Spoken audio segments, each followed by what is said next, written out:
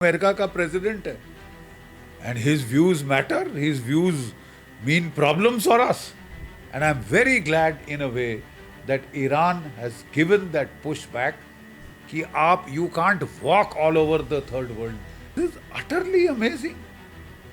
And somebody there had to be a pushback from the third world. ये आपका खैरात नहीं है ये दुनिया कि जिस देश पे आप चाहें आप कब्जा कर लें। हमसे $1 अरब खा लिए तेजस के जेट इंजन GE404 100 इंजन हमको देने थे, 2 दिए थे साहब, रो पिट के 5 और दिए। जो हमारे ट्राइड एंड टेस्टेड फ्रेंड्स हैं रशिया जैसे, मैं 71 की लड़ाई लड़ चुका हूँ, मैं चश्मदीन गवाह हूँ किस तरह उन्होंने हमारी मदद करी। एक तबका है इस देश में जो कह रहा है छोड़ो रूस को, खत्म हो गया, खलास हो गया, हैज बीन फिनितो।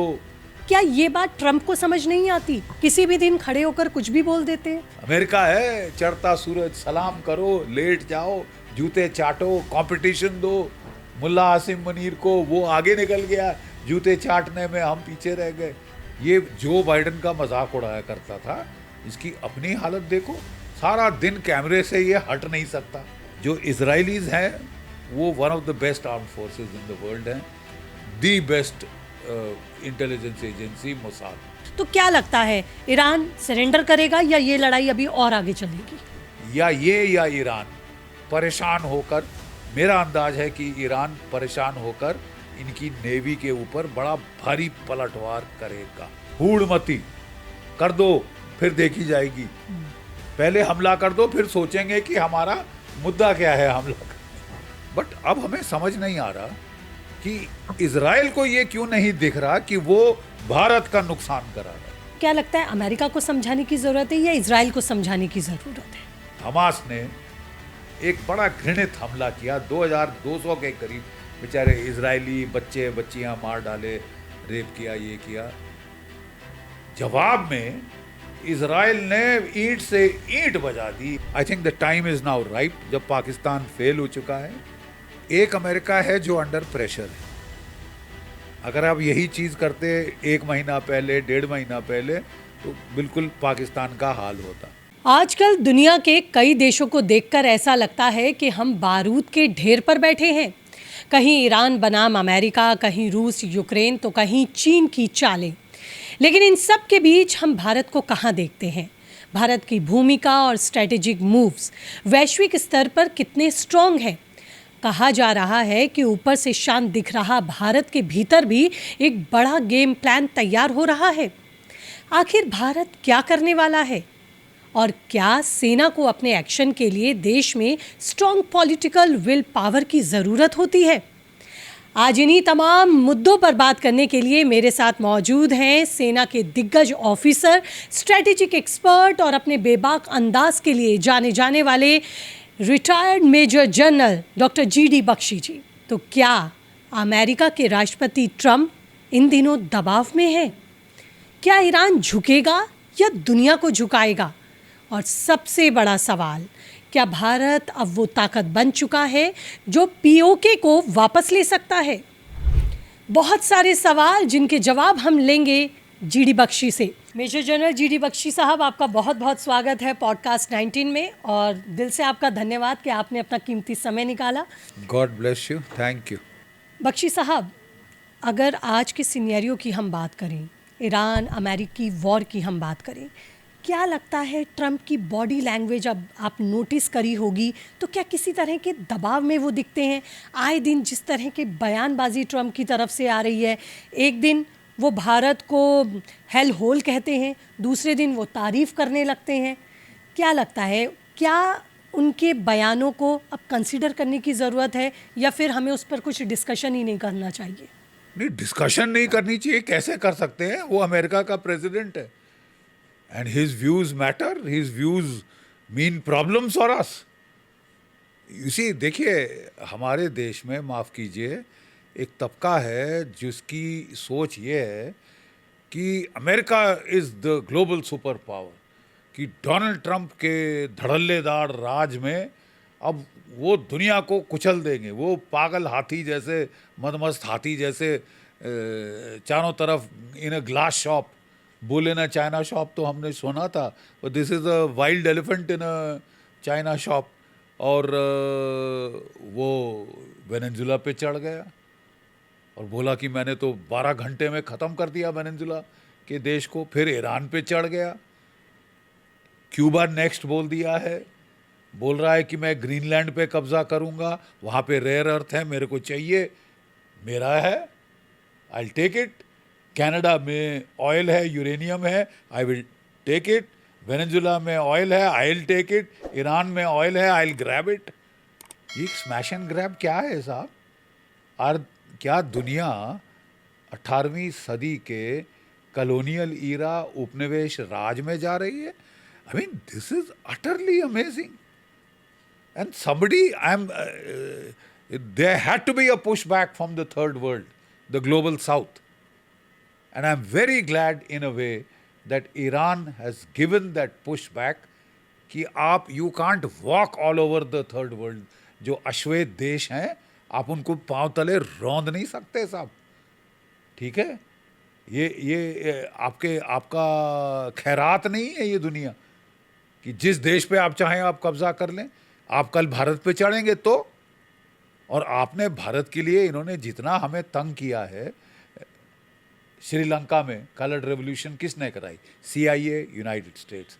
बांग्लादेश में कलर्ड रेवोल्यूशन, तख्ता पलट किसने किया? CIA, United states. नेपाल में तमाशा किसने किया? CIA, United states. लद्दाख में कौन छेड़ने की कोशिश कर रहा था? CIA, United States of America. Cookie land कौन बनाना चाहता है? CIA, United States of America.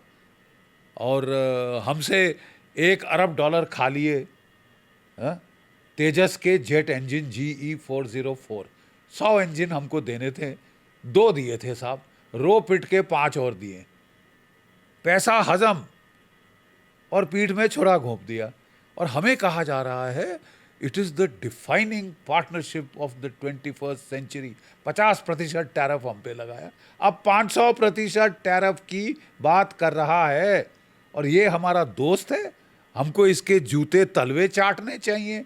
जो हमारे ट्राइड एंड टेस्टेड फ्रेंड्स हैं, रशिया जैसे, मैं 71 की लड़ाई लड़ चुका हूँ, मैं चश्मदीन गवाह हूँ किस तरह उन्होंने हमारी मदद करी। जब अमेरिका ने 7th फ्लीट भेजी थी पाकिस्तान को बचाने के लिए, उन्होंने अपने न्यूक्लियर सबमरीन भेजी थी, सोवियत संघ ने।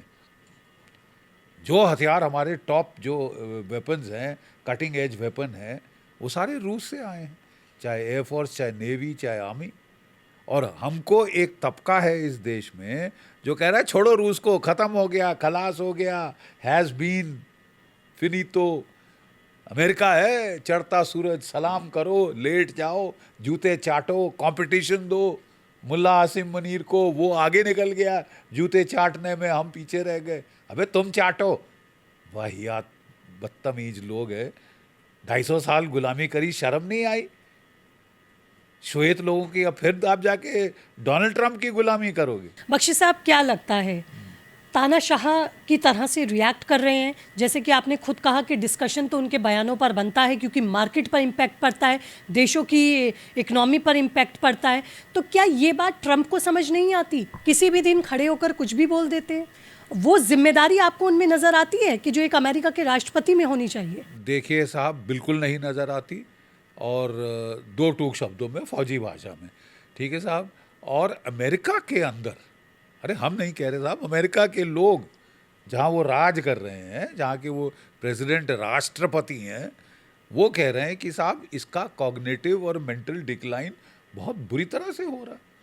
ये जो बाइडन का मजाक उड़ाया करता था, इसकी अपनी हालत देखो, सारा दिन कैमरे से ये हट नहीं सकता।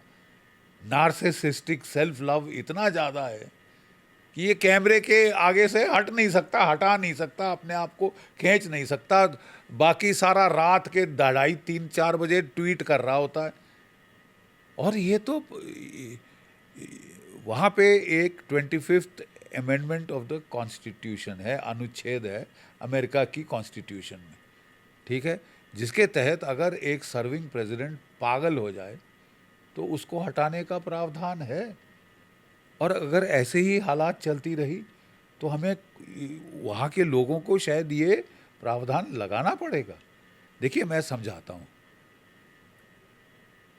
जो गल्फ थी 20%, 22% दुनिया की एनर्जी वहाँ से आती थी बेटा। Oil, gas, fertiliser, helium, aluminium, ठीक है, फॉस्फेट्स जो कि फर्टिलाइज़र्स हैं, प्लास्टिक्स के लिए मटेरियल, वो सब वहाँ से आ रहा था।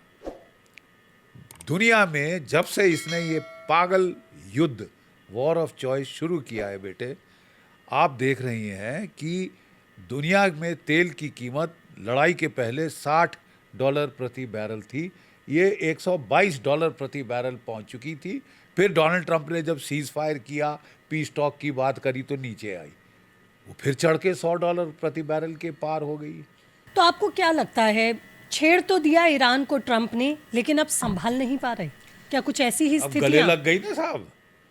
अब वो शाही बोलते हैं ना हम, पॉर्क्यूपाइन, जो पॉर्क्यूपाइन को पकड़ने की कोशिश करते हैं उनको तकलीफ होती है, ठीक है। इन्होंने सोचा था साहब कि मैंने वेनेजुला को एक दिन में मसल दिया, खरीद लिए सारे वाइस प्रेसिडेंट, डाउनवर्ड फौजें शौजें, CIA ने घूस खिलाई है। लानत है ऐसे देश पे जो कि बिक जाए अपने दुश्मनों को, ठीक है। और मादुरो बेचारे प्रेसिडेंट और उसकी बीवी को कैद करके ऐसा वॉर डांस कर रहा था, ऐसा भद्दा वॉर डांस, जैसे टार्जन बुंडोलो, क्रीग, मी, एपमैन वगैरह वगैरह। अरे इसने सोचा कि ईरान को भी मैं वैसे मसल दूंगा। इसका देयर वाज अ सीरियस, जो इजराइलीज हैं वो one of the best armed forces in the world हैं, the best intelligence agency Mossad. लेकिन मुझे समझ नहीं आ रहा कि उन लोगों ने इतना जबरदस्त मिस कैलकुलेशन कैसे किया। How did they miss calculate so badly? You cannot under estimate your enemy. वो बड़ा खतरनाक होता है लड़ाई के मैदान में। ओवर एस्टिमेट कर दो तो फर्क नहीं पड़ता, अच्छा आप ज़्यादा तैयार होके जाओगे, लेकिन अंडर एस्टिमेट करना तो घातक है। अंडर एस्टिमेट किया है और काफ़ी नुकसान उठाया है। यू सी, हमारे वो बोलते हैं कि never reinforce a failure, reinforce a success. वहाँ जाओ जहाँ आपको सफलता मिली। अगर एक जगह अटैक फेल हो गया है, वहाँ सिर मार मार के खून मत निकालो अपने सर का, ठीक है साहब, बिकॉज वो दैट इज रॉन्ग। इनका बेसिक एंकर प्रीमाइज गलत हो गया कि ईरान में विद्रोह होने वाला है। भाई क्या ना, परिप्रेक्ष्य समझना ज़रूरी है। CIA ने, मोसाद ने, MI6 ने ये एक इंटेलिजेंस ऑपरेशन चलाया ईरान की करेंसी को डिस्टेबलाइज करने के लिए। 1.5 लाख रियाल का $1 है आज, 1.5 लाख रियाल। और ताकि वो तबाही मचाई वहाँ के लोगों के लिए, वहाँ की इकोनॉमी के लिए। क्यों? क्योंकि लोग भड़कें, लोग गुस्सा होएं और अपने रेजिम का तख्ता पलट कर दें। लेकिन ईरान के लोग इतने बड़े बेवकूफ़ नहीं हैं। वो समझते हैं कि अगर पिछले 42 साल से हम पे 48 साल से सैंक्शन लगा रखी, किसने लगाई? अमेरिका ने। अगर उनकी इकोनॉमी की तबाही की है, किसने की है? अमेरिका ने की है। जो किल्लत है लोगों की, जो उनको इतना प्रेशर डाला है इकोनॉमी को, किसने? अमेरिका ने डाला। और यहाँ डोनाल्ड ट्रंप कह रहे हैं ईरान के लोगों मैं आ रहा हूँ, help is on the way. क्या हेल्प? कौन सी हेल्प? ईरान के लोग लाखों नहीं करोड़ों की तादाद में निकलें अपने झंडे लेके, क्योंकि जिस दिन आपने आयतुल्ला खमैनी को, उसकी बेचारे की बूढ़ी बेगम को, उसकी बेटी, उसके लड़के, उसकी बहू को मार डाला और 48 टॉप कमांडर मार डाले, आपने सोचा कि ये अगले दिन घुटनों पे होगा, ईरान घुटनों पे होगा। अरे साहब, Iran, the people of Iran rallied around the flag. जब आपने उनके आयतुल्ला को मारा, उनके पोप को मारा, तो भड़क गई पूरी दुनिया। बोले जाए भाड़ में, हम साला भूखे पेट रह लेंगे लेकिन अपनी इज्जत आबरू पे आंच नहीं आने देंगे। इस वक्त आपको वॉर किस स्थिति में लग रही है? क्योंकि सीज फायर टूटता हुआ दिख रहा है, समझौता हो नहीं रहा है, दूसरे दौर की बातचीत हो नहीं रही है, तो क्या लगता है ईरान सरेंडर करेगा या ये लड़ाई अभी और आगे चलेगी? सरेंडर तो not in a month of Sundays, forget surrender. You must understand आप किससे डील कर रहे हैं, किस देश की। It's a civilisational state like India. India is a not just a state, it is a civilisational state, एक सभ्यता है। ईरान की सभ्यता 6-7 हज़ार साल पुरानी है, और उन्होंने कभी किसी के सामने घुटने नहीं टेके हैं। वो हाल ही में सद्दाम हुसैन ने 8 साल युद्ध किया ईरान के बरखिलाफ, अमेरिका से पैसे खा के, ठीक है, और chemical warfare weapons, gas, poison gas इस्तेमाल करी। 8 साल लड़ाई चली, 1 मिलियन इनकी कैजुअल्टीज हुई, 1 करोड़ ईरानी शहीद हो गए। इन्होंने उफ नहीं करी साहब, और पासा पलट दिया लड़ाई का। और जो इराक ने इन्वेजन करी थी, पलट के खदेड़ के वो इन्होंने जवाबी हमला कर दिया इराक के ऊपर, उसकी ज़मीन खींच ली एंड में, ठीक है साहब। तो ये एक मुल्क है जिसमें बर्दाश्त का मादा बहुत है। जो शिया कौम है, ये शहादत बहुत बड़े दर्जा दिया जाता है वहाँ पे, और ये शुरू से they have been fighting unequal battles, starting from the Karbala की लड़ाई से, जब घिर गए थे इमाम हुसैन और उनको बेचारे पानी काट दिया, प्यासा मारा उनको, उनकी फैमिली को, लेकिन ये उन्होंने उफ नहीं करी, हथियार नहीं डाले थे तब भी। बख्शी साहब, कहा जाता है जब भी हम किसी दुश्मन से लड़ने जाते हैं या जब वॉर की सिचुएशन तैयार होती है तो तमाम तरह की रेकी की जाती है, उसका इतिहास खंगाला जाता है, उसके बारे में पढ़ा लिखा जाता है। तो क्या आपको नहीं लगता कि ट्रंप को उनके एडवाइज़र्स ने, उनके अधिकारियों ने ये सब जानकारी दी होगी, उनको अवेयर किया होगा, या ट्रंप जिस तरीके से बयानबाजी करते हैं, क्या लगता है उसी तरीके से फैसले भी लेते हैं और वो फैसला अब उन पर भी भारी पड़ रहा है? देखिए, डोनाल्ड ट्रंप के राज में हमने देखा है कि बहुत इम्पल्स ड्रिवन डिसीजन मेकिंग हो रही है। हूड़मती कर दो फिर देखी जाएगी, पहले हमला कर दो फिर सोचेंगे कि हमारा मुद्दा क्या है हमला करने। Can you imagine? देखिए, America is a country that was known for its brain power, its analytical power, power of analysis. But वो तो अब यहाँ दिखाई नहीं दे रहा। ये है, लेकिन थिंक टैंक्स क्या सर मारेंगे अपना अगर आप उनकी सुनो नहीं।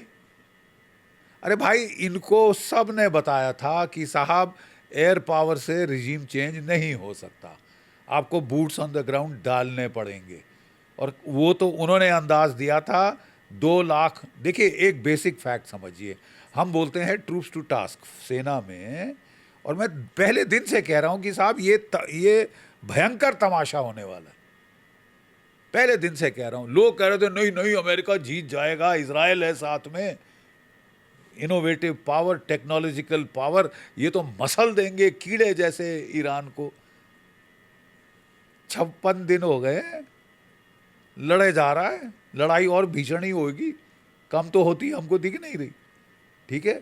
तो देखिए, अगर आप अपने एडवाइजर्स को ना सुने, पेंटागन की ना सुने, CIA की ना सुने, जॉन केंट ने, जो कि head of the counter terrorism department in the United states, resignation क्यों दी कि ये बंदा सुनता ही नहीं। उसके हेड ऑफ इंटेलिजेंस ने, जो कि एडवाइजरी कमेटी इंटेलिजेंस पे है, थ्रेट असेसमेंट वाला, वो पुराना CIA का डिप्टी चीफ, उसने, इंटेलिजेंस चीफ ने अपनी रेजिग्नेशन दे दी कि साहब 11 दिन में मैंने कोई 7-8 बार इस बंदे को ब्रीफ किया, लेकिन ये समझता है कि ब्रीफिंग इज एन इनकन्वीनियंस, हटे, मेरा टाइम वेस्ट कर रहे हैं। गोल्फ खेलने से इसको फुर्सत नहीं, टीवी कैमरे के सामने से हटने की फुर्सत नहीं, बाकी टाइम ये ट्विटर जीवी है, ये ट्विटर करता रहता है। आपको क्या लगता है, अगर ये वॉर आगे बढ़ी तो क्या ये वर्ल्ड वॉर 3 में कन्वर्ट हो सकती है? क्योंकि हम गल्फ कंट्रीज़ को इसमें इन्वॉल्व देख रहे हैं, जिस तरह से ईरान पीछे नहीं हट रहा है, सभी को इन्वॉल्व करने में लगा हुआ है। किस डायरेक्शन में ये वॉर जाती हुई बख्शी साहब आपको दिख रही है? देखिए, आज के दिन जो स्थिति है, स्थिति क्या है? मुल्ला Munir, let me give the background first. मुल्ला मुनीर को इसने लगा दिया, ये मुल्ला मुनीर, फील्ड मार्शल मुनीर, इसका पेट पूडल है, पालतू कुत्ता जिसे कहते हैं ना हिंदी में, पालतू कुत्ता है जो कि गोद में बैठा रहता है। डोनाल्ड ट्रंप ने इसे गोद में बिठा रखा है। क्यों? क्योंकि ये भारत के बरखिलाफ है, उसको भारत के बरखिलाफ कोई चाहिए लीवर, तो वो पाकिस्तान का इस्तेमाल कर रहा है, तो ये उसका पेट पूडल बना हुआ है। उसने इसको मध्यस्थता के लिए लगाया कि ये तो मेरा डिक्टेशन लेगा, जो मैं कहूँगा करेगा। और ये जाके वहाँ इसने उनको बोला कि साहब आप अगर वो मान गए हैं, उनकी शर्त थी कि इजराइल भी सीज़ फायर करे लेबनान में। आपने सीज़ फायर करा दिया साहब, अब वो गल्फ ऑफ हॉर्मुज़ खोलने को तैयार है। ये रिपोर्ट इसने वहाँ से दी। जहाँ उसने देखा कि ये गल्फ ऑफ हॉर्मुज़ खोलने को तैयार है, तो ये चटक चार्ली बोलते हैं हमारे ठेठ हिंदी में, मैं ट्रांसलेट नहीं करना चाहता, आप समझ रही हैं मेरा इशारा क्या है। लेकिन ये सातवें आसमान पे सिर चढ़ गया। This is my time to show Iran down. उनका नाक में रेत में रगड़ूंगा, जमीन में रगड़ूंगा। दुनिया भर को बोलना शुरू किया, ईरान ने खोल दी स्टेट ऑफ हॉर्मुज, मैं नहीं खोलूंगा, मैं ब्लॉक रखूंगा। ठीक है, उन्होंने कहा था कि आप हमारा जो पैसा ब्लॉक किया हुआ है अपनी बैंकों में वो रिलीज करो, 8.3 अरब डॉलर। एक नया पैसा नहीं दूंगा जब तक ये डॉटेड लाइन पे साइन नहीं करते। हरा दिया, मरा दिया, वॉर डाउन शुरू कर दिया। He desperately wanted an off ramp, he needed an off ramp, क्योंकि इसकी खाट खड़ी हो रही थी। मिड टर्म इलेक्शन आ गई है नवंबर में, प्राइमरी शुरू हो जाएगी मई इस साल में। तेल की कीमत अमेरिका में चढ़ रही है, $2 से चढ़ के $4.03 तो एवरेज पे आ गई है। वाशिंगटन में $5 है, नेवाडा में $5 है। फूड की प्राइस चढ़ रही है, इन्फ्लेशन चढ़ रही है, लोग दुखी हैं, मिड टर्म इलेक्शन में जाने हैं। इसका मागा बेस बोल रहा है, बॉस हमारी खाट खड़ी हो जाएगी, बंद करो ये लड़ाई। तो प्रेशर में है, इसको ऑफ रैम्प मिल रहा था, अबे ले लेता ना। नहीं, मैंने दुनिया को दिखाना है कि मैं जीत गया। कहाँ जीता तू तो लड़ाई के मैदान में तो पिट गया है। जितनी मार तुमने मारी है उतनी ही उसने मार दी है।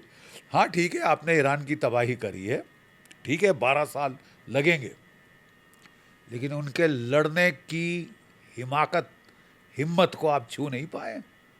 दे are ready to fight. Off ramp आप ढूंढ रहे हैं, टॉक्स आप रिक्वेस्ट कर रहे हैं कि आ जाओ, और वो नहीं आ रहा। वो कह रहा है you may be finished, we are not finished. तो कहने का मतलब ये है कि ऐसा इन्होंने बेहुदा नाच किया। ऑफ रैम्प जो चाहिए इसको डेस्परेटली, ये दिखाना चाहता था दुनिया को, नहीं नहीं नहीं साहब मैं तो जीत गया, मैं तो विनर हूँ, I win all my Wars.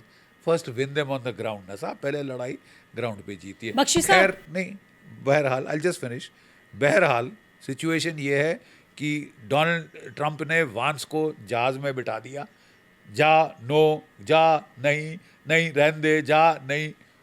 Vice president aircraft में बिठाया हुआ। अल्टीमेटली ईरान ने बोल दिया रहने दीजिए साहब, आपका कोई मनचांचा नहीं है। 3 बार पीस टॉक के नाम पे हमारी पीठ में छुरी घोंप चुके हो, 3 बार। चौथी बार हम बेवकूफ़ नहीं बनेंगे, हम नहीं आते। Now where do we go from here? The important question is what next? There are 3 scenarios, 3 scenario हैं। क्या है 3 सिनेरियो? ऑप्टिमिस्टिक सिनेरियो कि कुछ सन्मति आती है डोनाल्ड ट्रंप को, हुड़मती ठंडी पड़ती है, असलियत रियलिटी बाइट्स, रियलिटी चेक होता है, he lifts the blockade, peace talks होती हैं और एक सोल्यूशन आती है। This is the optimistic scenario. Second is the low intensity conflict scenario. देखिए एक और घुंडी समझिए, 60 दिन तक प्रेसिडेंशियल पावर्स हैं लड़ाई लड़ने की, उसके बाद he has to take approval of Congress. ठीक है साहब, 60 दिन 4 दिन में ख़त्म हो रहे हैं, 56 दिन हो गए। 4 दिन के बाद अगर ये लड़ाई चलाएगा, इसको कांग्रेस का अप्रूवल ज़रूरी है। और वो तो रिपब्लिकन भी कह रहे हैं हम मना कर देंगे साहब, बहुत हो गया। इसने कहा था कि मैं तो 48 घंटे में ख़त्म करूंगा, 48 दिन क्या 56 दिन हो गए और अंत नहीं दिख रहा। हमारी मिड टर्म इलेक्शन आ रही है, हमको तो मरा देगा ये। 3rd टर्म की सोच रहा है ये पागल आदमी। ठीक है, तो अब ऑप्टिमिस्टिक सिनेरियो ये है कि ये कर ले। लो इंटेंसिटी कॉन्फ्लिक्ट सिनेरियो क्या है कि सीज फायर इसने कर दिया, सीज फायर इनडेफिनेटली एक्सटेंड भी कर दिया। पहले 5 दिन 2 हफ्ते, ये बड़े 2 हफ्ते की फिगर बड़ी फेवरेट है इसकी। ठीक है, वो इसने बोला था, अब बोल दिया इनडेफिनेट सीज फायर, लेकिन बोला है कि मैं ब्लॉकेड जारी रखूंगा, तुम्हारे जहाज पकड़ता रहूंगा। तो फिर सीज फायर क्या हुआ? उन्होंने बोला ऐसी की तैसी, तूने 2 जहाज हमारे पकड़े, 2 जहाज उन्होंने पकड़ लिए, टिट फॉर टैट। ठीक है। सो ये सेकंड सिनेरियो है कि ये लंबा खींचे, क्योंकि सीज फायर है। टेक्निकली कांग्रेस को क्या बोल सकता है, कोई लड़ाई नहीं है साहब, सीज फायर है, और उल्टा वो अपनी तरफ से गला घोटने की कोशिश करे ईरान की इकोनॉमी का। तीसरा क्या है, या ईरान परेशान होकर, मेरा अंदाज है कि ईरान परेशान होकर इनकी नेवी के ऊपर बड़ा भारी पलटवार करेगा, बड़ा भारी पलटवार करेगा, अपने मिसाइल से इनके 2, 3, 4 जहाज डुबो के छोड़ेगा, ताकि इनकी इज्जत भी पूरी तरह से दुनिया के सामने डूबे। क्योंकि जो बाकी मारते हैं वो छुपाते हैं, जहाज का डूबना आप छुपा नहीं सकते, सारी सैटेलाइट्स फोटो पकड़ रही हैं उसकी। ठीक है। अब आपको क्या लगता है, मैं अगर स्ट्रेट ऑफ हॉर्मोन्स की यहाँ बात करूँ, क्या एक्चुअल सिचुएशन वहाँ पर दिखाई दे रही है? भारत के लिहाज से भी मैं यहाँ पर जानना चाहूँगी, हमारे लिए क्या सिचुएशन है? एक तरफ ईरान हमें परमिशन देता है हमारे झंडा लगे जहाज़ों को, तिरंगा लगे जहाज़ों को निकलने की, लेकिन वहीं जब हमारे जहाज़ वहाँ से निकलते हैं तो उन पर गोलीबारी भी होती है। नहीं, देखिए, जो गोलीबारी का एक इंस्टेंस हुआ है, और वो हुआ था जब अमेरिका ने, डोनाल्ड ट्रंप ने ईरान का बेवकूफ़ बनाने की कोशिश करी कि तू खोल दे गल्फ ऑफ हॉर्मुज, मैं दिखाऊंगा दुनिया की कि तू हार गया, मैं बंद रखूंगा। उसने कहा आप बंद रखोगे तो मैं भी बंद कर रहा हूं दोबारा। टैक्स लेने स्टार्ट कर दिए हैं यहाँ पर स्ट्रेट ऑफ हॉर्मोन्स में ईरान ने। क्या चीज़? हाँ, टैक्स टैक्स लेने शुरू कर दिए हैं, जो खास बाकी देशों से, जो फ्रेंडली देश हैं, जी। इंडिया, रशिया, चाइना, इनसे नहीं ले रहा, लेकिन बाकियों से वो ले रहा है। और ठीक है, अब उसका कंट्रोल है, and therefore Iran has emerged stronger than it was before the war. क्या फ़ायदा हुआ आपके ईरान पे चढ़ाई करने का? उसकी ताकत बढ़ गई, क्योंकि आज वो कंट्रोल कर रहा है स्टेट्स ऑफ हॉर्मुज। उसकी मर्जी के बगैर जहाज नहीं निकल सकता, वो फायर खोल देगा। आपने अभी देखा ही होगा, जब हमें हेल होल कहा गया, धरती पर नर्क भारत को कहा ट्रंप ने, सबसे पहले अगर किसी का अटैकिंग स्टेटमेंट आया भारत की फेवर में तो वो ईरान था। ईरान ने कहा है ट्रंप को कि एक बार भारत घूम कर तो आइए, तभी आपको पता चलेगा। तो हमारे साथ किस तरह के आप स्ट्रेटेजिकल बिहेवियर या एक संबंध भारत और ईरान के यहाँ पर इस वॉर के दौरान देख रहे हैं? देखिए, बड़ी सीधी बात है कि हमारे जो संबंध हैं वो बहुत पुराने जाते हैं। हमें दोनों civilisations have been in contact for over 2000 years, और हमारा जो हमारे जो असुर जिनको कहा जाते थे, ईरान में स को ह बोलते हैं, वो बने जाके अहुर, अहुरा माजदा। जो पारसी धर्म है वो वैदिक धर्म से बहुत मिलता जुलता है, फायर वर्शिप करते हैं, तब से हमारे रिश्ते हैं, कॉमर्स है, इंटरैक्शन है। और okay, come to the present, Afghanistan में जाने का रास्ता किसने दिया? ईरान ने। Chabahar port. सेंट्रल एशिया में जाने का रास्ता किसने दिया? ईरान ने, चाबहार पोर्ट। पाकिस्तान के बरखिलाफ, उसके हथकंडों के बरखिलाफ, खासकर अफगानिस्तान में किसने हमारी मदद करी? ईरान ने। हमारे अच्छे ताल्लुकात रहे हैं ईरान के साथ। अब ये अमेरिका ने कट्टी कर ली तो हम भी कट्टी करें, ये क्या मतलब है? ये तो छोटे क्लास के बच्चे भी नहीं करते कि मैंने कट्टी कर दी तू भी कर, है ना? क्यों करे साहब? You have a problem with Iran, you solve it. हमारे तो रिश्ते अच्छे हैं। हम वहाँ से तेल ले रहे थे, हमको सस्ता पड़ता था, क्यों? ज्योग्राफिकली क्लोजेस्ट है। हमारा तेल बंद कराया अमेरिका ने, पिछली सरकार ने खड़ाक से बंद कर दिया कि अमेरिका नाराज हो जाएगा। ठीक है। फिर हम रूस से ले रहे थे, रूस पे भी लगा दिया। तो क्या करें? अपनी कार में पानी डालें? क्या करें? I mean this is nonsense यार। और तेरे बाप का राज है कि तू जो चाहे हम लात मारेगा और हम करेंगे। क्यों? हम तेरे गुलाम तो नहीं। 250 साल गुलामी कर ली, बहुत काफ़ी है। 75 साल से हम आज़ाद। We'd like to keep it that way. Now you asked a very pertinent question, what is India's stake in this battle? 50% of India's oil gulf से आता है, 60% गैस गल्फ से आती है। वो रास नसूरा की जो रिफाइनरी थी कतर में जो उड़ गई है, 45% हमारी गैस हम उस रिफाइनरी से ले रहे थे, 5 साल वो नहीं आएगी। 32% हमारा फर्टिलाइजर इधर से आता है। अभी फसल बोने का सीजन है, आप जानती हैं क्या नुकसान होगा इसका? ग्रीन रेवोल्यूशन तो आपने एक लात में खत्म कर दी अमेरिका ने।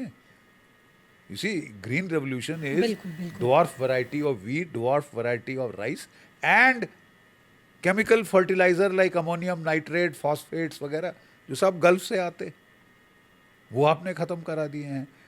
Insurance prices up, price of freight up, price of shipping cost up, air travel up up up, inflation on the rise. हालांकि दोनों के लिए ही, रूस के लिए भी और इजराइल के लिए भी, दोनों के लिए कहा जाता है कि ऑल वेदर फ्रेंड्स भारत के हैं, लेकिन दोनों में आप फिर भी अगर कंपैरिजन करें तो किसे बेहतर भारत के लिए मानेंगे? रशिया। रशिया। क्योंकि देखिए, अभी तक हम लोग सोचते थे कि Iran, Israel will stand by us, has stood by us in all Wars and this thing, but अब हमें समझ नहीं आ रहा कि इजराइल को ये क्यों नहीं दिख रहा कि वो भारत का नुकसान करा रहा है, इकोनॉमिक, हमारी इकोनॉमी की तबाही की ओर लेके जा रहा है। ठीक है साहब, हमारी इकोनॉमिक ग्रोथ रेट था 7 to 8% जीडीपी। ठीक है, ये जो गोल्डमैन सैक्स है, इन्होंने घटाकर 5.9% ग्रोथ रेट कर दी है। ये इजराइल की देन है, माफ़ कीजिए, हमारा दोस्त है और वो लड़ी जा रहा है, लड़ी जा रहा है, लड़ी जा रहा है, he doesn't want to stop it.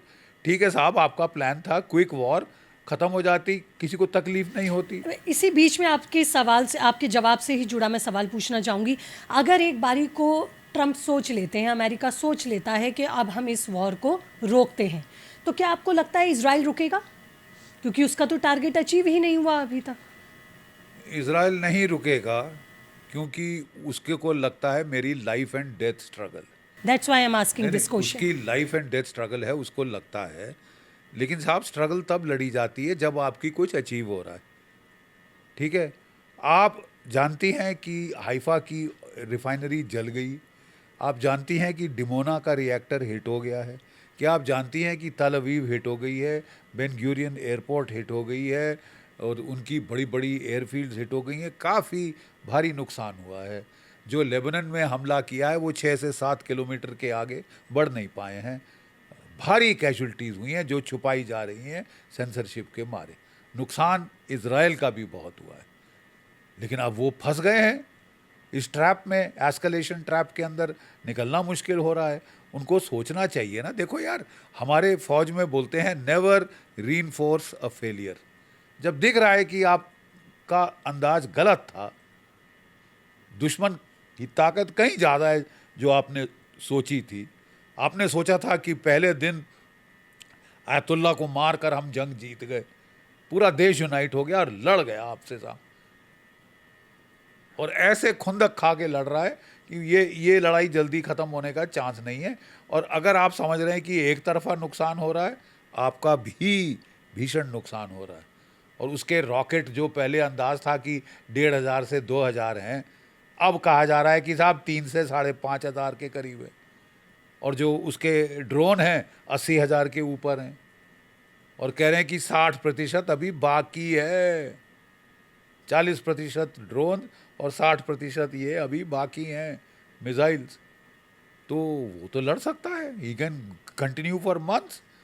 और उसका मतलब निकलता है, वो कहता है कि भैया ये बार बार मेरे पे हमले करते रहते हैं, मेरी निजात इसी में है कि मैं इतना नुकसान पहुंचाऊं कि अगली बार हमला करने के पहले 10 बार सोचे। इसको बोलते हैं deterrence. I have to impose deterrence. तो हर 2 महीने में मेरे पास चढ़े आ रहे हैं। देखिए, मैं let me make it clear, 2023 में ईरान के ऊपर क्या कहते हैं, हमास ने एक बड़ा घृणित हमला किया। 2,200 के करीब बेचारे इजरायली बच्चे बच्चियां मार डाले, रेप किया, ये किया। जवाब में इजराइल ने ईंट से ईंट बजा दी, हमास की, गाजा की, ये सारा। एक इमारत खड़ी नहीं छोड़ी है वहां पे। कोई 1 लाख मर चुके हैं फिलिस्तीनी, ठीक है, 2200 आपने मारे थे इनके, 1 लाख मार डाले। किसी ने कुछ कहा, हमने सपोर्ट किया क्योंकि वो जायज़ था। फिर 2024 में इजराइल चढ़ गया हिजबुल्लाह के ऊपर, सारी टॉप लीडरशिप ख़त्म कर दी, ठीक है, वो AI सॉफ्टवेयर इस्तेमाल करके सारी टॉप लीडरशिप, नासरुल्लाह नंबर 2, 3, 4 सब ख़त्म कर दिए, ठीक है, और बड़ा भीषण नुकसान पहुंचाया। किसी ने कुछ कहा नहीं, हम सब चुप, सब ने सपोर्ट दिया कि हाँ साहब उन्होंने शुरुआत करी थी तो योर रिटेलिएशन जायज़ थी, हम भी टेररिज्म के बरखिलाफ। फिर आप चढ़ गए हौती के ऊपर, ठीक है, पिछले साल। फिर आप पिछले साल जून में चढ़ गए ईरान के ऊपर, वहाँ 12 दिन की लड़ाई हुई, आपने खूब बमबारी करी, जी भर के बम्बिंग कर ली ईरान के ऊपर। अब आप फिर चढ़ गए हो साहब। अब now somewhere you will have to give it a break ना साहब। और आपने बोला हम तो छोटी लड़ाई के लिए जा रहे हैं साहब, 2 दिन में ख़त्म करके आ रहे हैं, आपका कुछ नहीं होगा, यू डोंट वरी। हमारे प्रधानमंत्री जी पहुंच गए आपके पास आपका सपोर्ट के लिए, हौसला अफजाई के लिए, ठीक है, कि हम भी साथ हैं, ये है वो है वगैरह वगैरह। क्या इससे ज़्यादा कोई क्या कर सकता, क्या कर सकता? बट द प्रॉब्लम इज आप तो ख़त्म ही नहीं हो रहे साहब, war after war after war. Israel का चीफ ऑफ डिफेंस स्टाफ कह रहा है हमें 900 दिन हो गए हैं लड़ते लड़ते, हम लोग थक गए हैं, हमारे लड़के 4 लाख हमने मोबिलाइज किए हैं लेबनान में घुसने के लिए, और वहाँ कैजुअल्टीज़ पे कैजुअल्टीज़ हो रही हैं। जो ऑर्थोडॉक्स ज्यूज़ हैं वो कहते हैं हम फौज में सर्विस नहीं करते, तो जो सारा लड़ने का भार है वो जो नॉन ऑर्थोडॉक्स ज्यूज़ हैं उनके ऊपर पड़ रहा है। वो कब तक ये भार सहेंगे? ये भार बराबरी पे नहीं उठाना चाहिए। अपने देश के लिए सबको लड़ना अनिवार्य है, लेकिन वो कहते हैं साहब नहीं, धर्म के लिहाज से हम नहीं जाएंगे। और नेतन्याहू साहब ये जो ऑर्थोडॉक्स पार्टीज़ के दम पे राज कर रहे हैं, तो वो लोग भी परेशान हैं। अब आप कोई देखिए, अगर आप जो जीता वही सिकंदर, अगर आप जीत गए होते दुनिया आपकी वाह वाह कर रही होती। You know success has many fathers, you know failure is a illegitimate child. You know अब ये फेलियर हुआ है ना साहब। किस कोने से आप इसको सक्सेस बोल रहे? कौन बोल सकता है success unless like Donald Trump you are stark raving mad.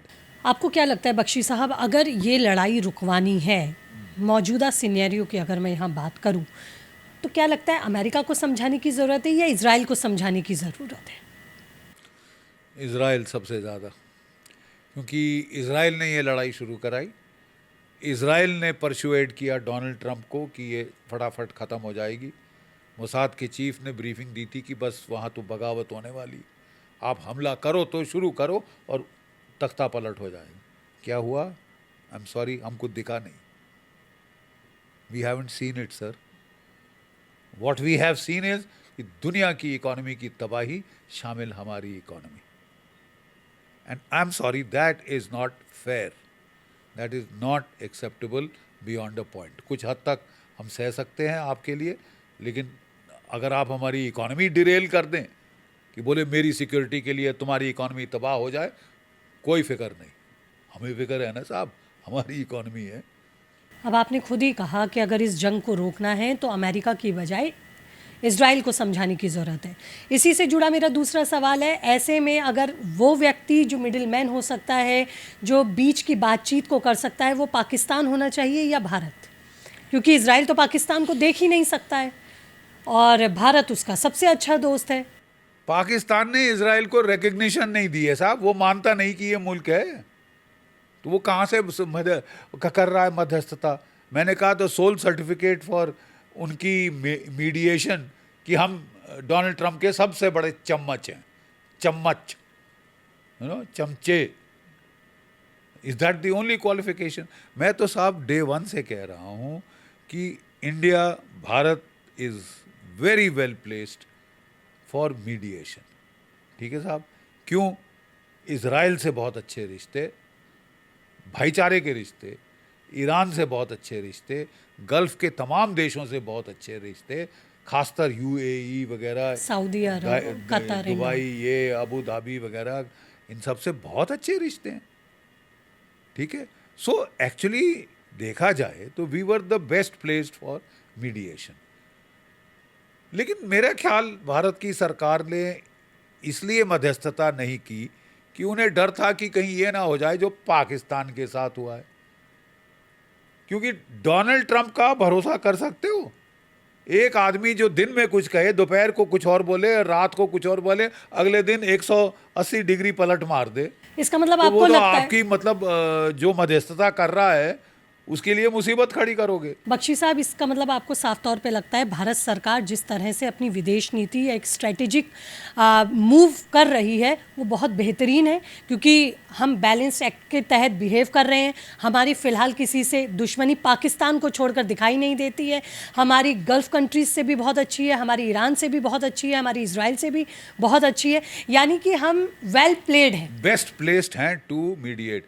और मेरा ख्याल हमारे लिए, मुझे लग रहा है अब जब थक गई है दुनिया और परेशान हो गई है और डोनाल्ड ट्रंप के भी हाथ खड़े हो रहे हैं, अगर हम अभी देखिए, आप ब्रिक्स के प्रेसिडेंट हैं, शेरपा की मीटिंग हुई थी फरवरी के अंदर, जनवरी में, और अभी होने वाली है प्रिलिमिनरी मीटिंग, फिर मई में फॉरेन मिनिस्टर की मीटिंग होगी।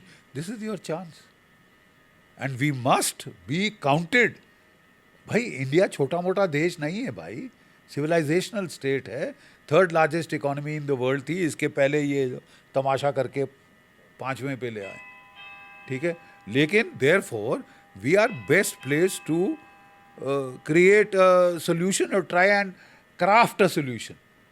एक मीडिएटर का काम ये नहीं होता आजा भाई आजा, you have to see the positions of both sides and try and find out a via media.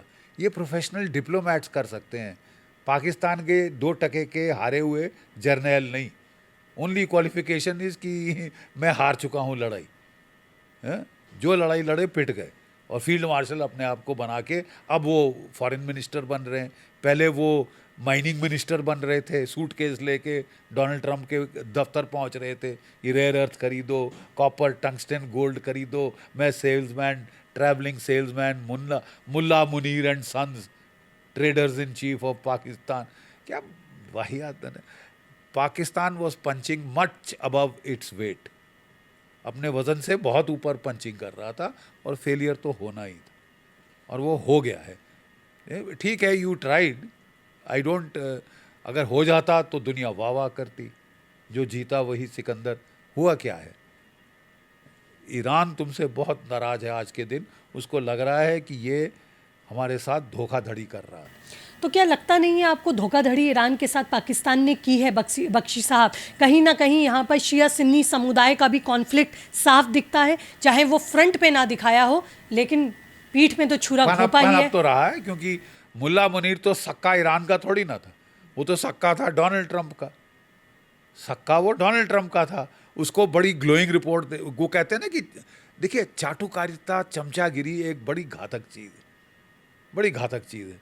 वो चमचागिरी डोनाल्ड ट्रंप की करते करते बड़ी ग्लोइंग रिपोर्ट्स दे रहा था कि आगे आगे मना लिया, मैंने मना लिया साहब, मना लिया। अरे तू सच बोल ना यार, ठीक है, सच बोल, जो असलियत है वो बयान कर दे, बाकी उसका फैसला, उसकी ज़मीर की बात है, वो क्या फैसला लेता है। लेकिन आप उसको प्लीज़ करने के लिए डोनाल्ड ट्रंप को रिपोर्टें दे रहे कि मैंने मना लिया था, मना लो। वो यहाँ तक कह रहा था कि साहब आ जाओ, बस ये प्रेशर में डालेंगे, इनको लाना ही पड़ेगा। तो ईरान देख लिया ये तो अच्छा है यार, ये हमारी बात वहाँ पहुँचा रहा है, और फिर वो हमारी इसकी बात सुन के हमारी जगहसाई कर रहा है, हमको नीचा दिखाने की कोशिश कर रहा है कि तुमने तो खोल दी गल्फ ऑफ हॉर्मुज, ठिका दिए ना तेरे घुटने, मैंने नहीं खोली, मैं ऐसी की तैसी में जा, हम भी नहीं खोलते, चल बंद, दोबारा बंद। क्या क्या हासिल किया डोनाल्ड ट्रंप ने, ये जिसको बोलते हैं ना उचकू चौधरी।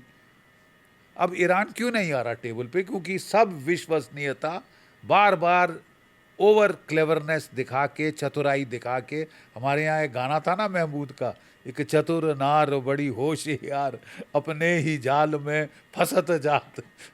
एक इनका ये हाल है, दूसरे पाकिस्तान का हाल है।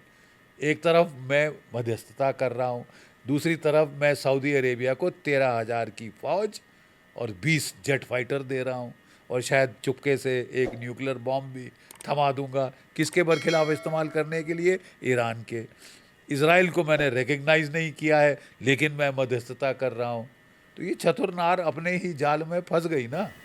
बिल्कुल।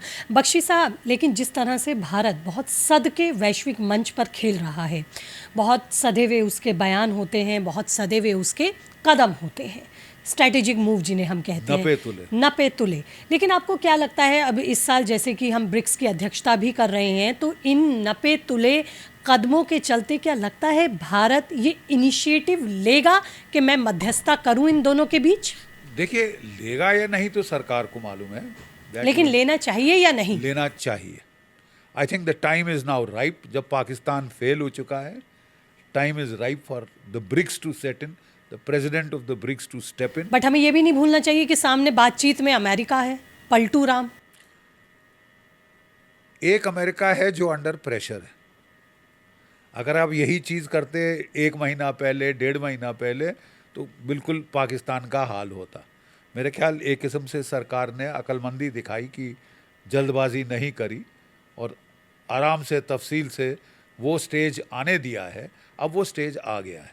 दोनों साइड थकी हुई हैं। दोनों साइड को असली मानों में पूछा जाए तो ऑफ रैम्प चाहिए। अब इज्जत का सवाल आ गया है तो अड़ गए। ठीक है, तो एक जो मध्यस्थता कर रहा है, he will have to be a creative interlocutor. आपकी मिनिमल पोजीशन, मैक्सिमल पोजीशन, आपकी मैक्सिमल पोजीशन, मिनिमम पोजीशन, ठीक है, उसको जोड़ के एक वाया मीडिया बना के, प्रपोजल बना के पेश करके, that is the way to conduct a dialogue with professionals. अब हमारे ज़बरदस्त प्रोफेशनल हैं हमारी फॉरेन सर्विस में। मेरे ख्याल they will do a far better job than Pakistan is done. और ब्रिक्स का मीडियम हमको इस्तेमाल करना चाहिए। बख्शी साहब, क्या लगता है अगर रूस को कोई 2 देशों में से एक देश चुनना पड़े, चीन या भारत, वो किसे चुनेगा? भारत को, एनी डे। देखिए, असली में रूस को चीन का भय है। उनकी बॉर्डर मिलती है। भारत से कोई बॉर्डर मिलता है? नहीं। भारत से कोई खतरा है? बिल्कुल नहीं। दोस्ती ही दोस्ती है। और अगर उसको चीन को कल काउंटर बैलेंस करना है, मान लो डोनाल्ड ट्रंप के पागलपने से एक ऐसी स्थिति आ जाए कि डोनाल्ड ट्रंप अमेरिका को आघात कर ले और चीन उभर कर आए एक सुपर पावर, तो फिर रूस को उसका फिक्र पड़ेगा। भारत को तो फिक्र है ही है। ठीक है, तो उस वक़्त रूस को भारत की मदद की ज़रूरत होगी। अभी भी है, हमेशा रही है। हमारे इंटरेस्ट कोइंसाइड करते हैं। सारे बेस्ट अपने वेपन्स उन्होंने दिए हैं, टेक्नोलॉजी ट्रांसफ़र उन्होंने किया है, मैन्युफैक्चरिंग के राइट्स उन्होंने दिए हैं। खरीद के देखो, अमेरिका से हथियार खरीद लोगे, बायर सेलर रिलेशनशिप, कोई टेक्नोलॉजी ट्रांसफ़र नहीं, कुछ नहीं। लोकल मैन्युफैक्चर गेट लॉस्ट, बिल्कुल नहीं। इस वक्त जिस तरह की लीडरशिप आप देश में देख रहे हैं, क्या लगता है ये सही टाइम है पीओके लेने का? बिल्कुल सही टाइम, बिल्कुल सही टाइम है। और वो तो ऑपरेशन सिंदूर के टाइम भी आ गया था, बट उस वक़्त हमने लिमिटेड किया क्योंकि हमारी सैन्य तैयारी पूरी नहीं थी। अब ये सरकार लगी हुई है बड़े पुरजोर से। हमने सुना है कि 160 रफ़ाल आ रहे हैं, Su-57 आ रहे हैं, और हम और भी काफ़ी इंडिजिनस प्रोडक्शन कर रहे हैं। ब्रह्मोस का जो ज़ख़ीरा है बढ़ा रहे हैं, S-400 और ले लेंगे। तब आई थिंक राइट टाइम होगा लेने के लिए। पहले मसल बनाएं और फिर इस्तेमाल करें। हाईली डेकोरेटिव सोल्जर आप रहे हैं, क्या लगता है एक फौजी के जीवन में क्या कभी कोई इमोशनल पल आता है? फौजी जीते ही इमोशन, जज्बात पे हैं बेटा। Why do you fight? अगर आप रीज़न पे रहें तो यू विल नॉट फाइट। वो तो भाग लेगा। रीज़न कहता है जान बचा के भागो। जज्बात हैं जो कहते हैं मेरा देश, मेरी रेजिमेंट, मेरी पलटन की इज्जत, मेरे ख़ानदान की इज्जत। वो जज्बात नहीं तो और क्या है बेटा। 71 की जंग आपने लड़ी, कारगिल आपने लड़ा, कुछ ऐसे पल जो शेयर करना चाहेंगे बख्शी साहब? बेटा, मेरी तो पूरी ज़िंदगी ही लड़ते लड़ते निकल गई है, आधी से ज़्यादा।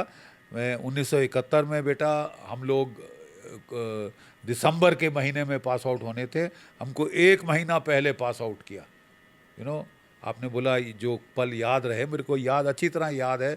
अक्टूबर के महीने 1971 हम लोग ट्रेनिंग कर रहे थे इंडियन मिलिट्री एकेडमी देहरादून। तो जो हमारे एडजुटेंट साहब हैं वो सफ़ेद घोड़े पे आते हैं, वाइट चार्जर, तो वो आए टक टक टक करके, हम सारे परेड में लाइनअप थे। कहते boys you done very well, बहुत अच्छा प्रदर्शन किया है आपने ट्रेनिंग में, सरकार बहुत खुश है आपसे, आपको 1 महीना पहले कमीशन मिल रही है। 14 दिसंबर के बदले आप 14 नवंबर 1971 को पास आउट हो जाएंगे। हमने साहब बड़ी ताली बजाई। तो वो बेचारे पीछे मुड़ के जो असिस्टेंट एडजुटेंट थे उनकी तरफ मुड़े और बोले बेचारे। तो वो बोले क्यों सर, ऐसा क्यों बोल रहे? कहता है यार ये बैच का बहुत नुकसान होगा, ये 1 महीना पहले कमीशन मिल रही है, बेचारे बड़े खुश हो रहे हैं, लेकिन होगा ये कि इनको पास आउट होंगे, 10 दिन की छुट्टी मिलेगी मम्मा पापा को मिलने, और फिर इनको फ्रंट में भेजा जाएगा। जब ये पहुंचेंगे पलटन ज्वाइन करेंगे, पलटन लड़ाई में होगी, ना इनको जवानों के नाम पता होंगे ना जवानों को इनके नाम पता होंगे, लेकिन 19, 20, 21 साल की उम्र दौड़ते हुए सबसे आगे जाएंगे, मैक्सिमम मारे जाएंगे। उनकी बेटा भविष्यवाणी बिल्कुल सही थी। मेरे कोर्स का मैक्सिमम नुकसान हुआ, और हम लोग लड़ाई के पहले दिन लड़ाई में थे, युद्ध में थे, सर्विस के पहले दिन। कई मेरे बेचारे साथियों को शहादत कबूल हुई पहली रात, उनके घर उनकी पहली तनख्वाह नहीं पहुंची, उनकी पेंशन पहुंच गई।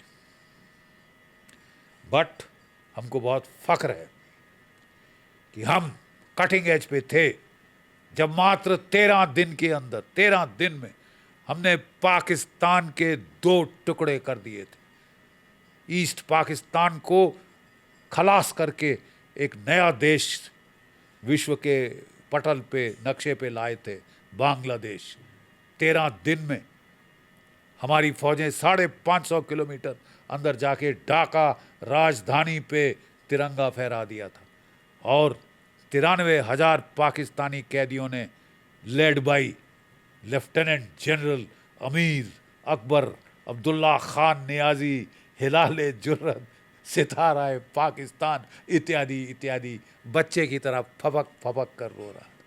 आपने कहा था आपको क्या याद है, मुझे ये याद है। उसके बाद मैं लड़ा हूँ पंजाब में, मैं लड़ा हूँ कारगिल में, 3 साल मैं लड़ा हूँ किश्तवाड़ में काउंटर टेररिस्ट ऑपरेशन, और फिर तकरीबन 2 साल में लड़ा हूँ रजौरी पुंछ में, जहाँ मुझे बड़ा फ़ख्र है कि मैंने आतंकवाद की कमर तोड़ के आया था, कमर तोड़ के। टॉप लीडरशिप को जैसे इजराइल ने ख़त्म किया है अभी, वैसे मैंने ख़त्म किया। राज्यसभा के सांसद राघव चड्ढा ने कहा कि फौजियों की बीवियां को विधवा नहीं कहा जाना चाहिए, उन्हें वीर वधू कहना चाहिए। ये प्रपोजल आपको कितना सही लगता है? हम लोग वीर नारी कहते हैं, फौज में जो टेक्निकल टर्म है हमारी बेचारी विधवाओं के लिए, वो वीर नारी, वीर नारी। हस्बैंड शहीद हो गया तो वधू तो नहीं कहा जा सकता, वो वीर नारी उपयुक्त है मेरे ख्याल में। और देखिए मजाक में मेरे को एक चीज़ याद आई, अब आपने छेड़ दिया है टॉपिक, तो मैं कहता हूँ इन कंक्लूजन। एक बारी क्या हुआ कि मेरे को खबर आई कि साहब आपको हमने, एक संस्था ने बोला आपको लाइफ टाइम अचीवमेंट अवार्ड के लिए चुना। मैंने कहा अरे मेरे को, मैंने क्या किया? तो एनीवे जब मैं गया अवार्ड तो मैंने देखा TSR सुब्रमण्यम साहब, कैबिनेट सेक्रेटरी कुरैशी साहब, इलेक्शन कमिश्नर बैठे हुए। तो मैं बड़ा हैरान हूँ, मैं गया यार आई एम इम्प्रेस्ड कि आई rated sitting in this gathering. तो जब मेरी बारी आई ऑन स्टेज, बारी बारी स्टेज पे बुला के अवार्ड दे रहे थे, तो जब मेरी बारी आई तो बोले general you serve 37 years in the army, what was your greatest achievement? General आप 37 साल आपने भारतीय फौज की, भारतीय सरकार की सेवा करी, आपकी सबसे बड़ी क्या अचीवमेंट थी? तो with a very straight face मैंने पता क्या कहा, स्टेइंग अलाइव, जिंदा रहना मेरी सबसे बड़ी अचीवमेंट। थी, क्योंकि एक के बाद एक में एक लड़ाई का मैदान, दूसरा लड़ाई का मैदान, तीसरा, चौथा, पांचवा, यहाँ तक कि फिर मेरे को बोलना पड़ा कि भाई क्या मंशा क्या है, तब तक भेजे जाओगे जब तक मर ना जाओ। बोले नहीं नहीं sir, you are doing very well. लेकिन मैं सिर्फ उसी गैदरिंग को मैंने एक चीज़ और बोली जो कि लिंक्ड है to what you are saying, and if I am alive today it is because of the prayers of my wife, my daughter and my daughter-in-law who just passed you. बिल्कुल, तो परिवार तो हमेशा ही इन भावनाओं से शायद सबसे ज़्यादा क्लोजली जुड़ा हुआ होता है। एक चेतावनी, 37 इयर्स आपने आर्मी में सर्व किए एक डेकोरेटिव ऑफिसर के तौर पर। मौजूदा हालात को देखते हुए आखिरी सवाल, क्या कुछ चेतावनी देश के लिए, देशवासियों के लिए एज अ एडवाइस आप देना चाहेंगे? मेरी एडवाइस यही है, एज अ मिलिट्री वेटरन जिसने बहुत लड़ाई के मैदान देखे हैं, मुझे बड़े युद्ध आते दिख रहे हैं, प्लीज़ तैयारी करिए। थर्ड वर्ल्ड वॉर जैसी स्थिति आ रही है, और जो नक्षत्रों में और ज्योतिष विद्या में बिलीव करते हैं, मैं आपको बता दूं कि ये नक्षत्र वही हैं जो महाभारत के टाइम पे थे। युद्ध आपका आने वाला है, प्लीज़ तैयारी करिए। किसके साथ? पाकिस्तान के साथ हो सकता है, चीन के साथ हो सकता है। जिस तरह डोनाल्ड ट्रंप टार्जन डांस कर रहे हैं, कुछ नहीं पता, आपको कहीं भी लड़ना पड़े, चीन का खतरा है ही, ठीक है, आपको आतंकवाद का खतरा है ही। आज आप 3 फ्रंट वॉर में हैं, Pakistan to the west, China to the north, Bangladesh एक उचकू चौधरी जैसे टूवर्ड्स, जिसको हमने आज़ाद कराया था, आज वो आंखें दिखाने पे आ गया। अब थोड़ी झग बैठी है उस उचकू चौधरी, वो क्या नाम था उसका, तारिक रहमान के आने के बाद आप समझिए कि स्थितियां कुछ शांत हुई हैं। फ़र्क लग रहा है, थोड़ा सा फ़र्क लग रहा है, नहीं तो ये तो we were in a 3 front war situation, 3.5 front आपके देश के बैठे हुए गद्दार। जब तक अंतरिम सरकार बांग्लादेश में थी तब तक तो काफ़ी चुनौतीपूर्ण हमारे साथ उनके संबंध बन गए थे। युद्ध की हालात बन रही थी। मुझे तो हैरानी है कि हमने अपना हाथ कैसे रोका। जिस तरह की वो चुनौतियां दे रहा था, वो 2 टके का पैराशूटेड, क्या नाम था, यूनुस, मोहम्मद यूनुस, अमेरिका ने पैराशूट किया, अमेरिका का चमचा यहाँ आके वो देखिए, हम लड़े थे मुक्ति बाहिनी के साथ मिलकर, किनसे, रजाकार से, जो कि कुत्ते जैसे कमीने लोग, वो औरतें सप्लाई कर रहे थे पाकिस्तान की फौज को अपने देश की, उनको सिर पे चढ़ा के बिठाया इसने, और हमको कह रहा था कि मैं बिहार ले लूँगा, मैं वेस्ट बंगाल ले लूँगा, मैं उड़ीसा ले लूँगा, 7 सिस्टर मेरे बाप की हैं। अच्छा, ये मुंह मसूर की दाल, ज़्यादा देर रहता तो इसने बांग्लादेश को मरवा देना था। बहुत बहुत शुक्रिया बख्शी साहब, अपना कीमती समय हमें देने के लिए और इतना शानदार और इतना नॉलेजेबल डिस्कशन करने के लिए। उम्मीद है हमारे व्यूअर्स को ये पूरा डिस्कशन बहुत ही बढ़िया लगेगा, और अगर ये पॉडकास्ट आपको अच्छा लगेगा तो गुजारिश आपसे है कि आप चैनल को लाइक कीजिए, सब्सक्राइब कीजिए और इस बेहतरीन बातचीत को शेयर भी कीजिए। नमस्ते।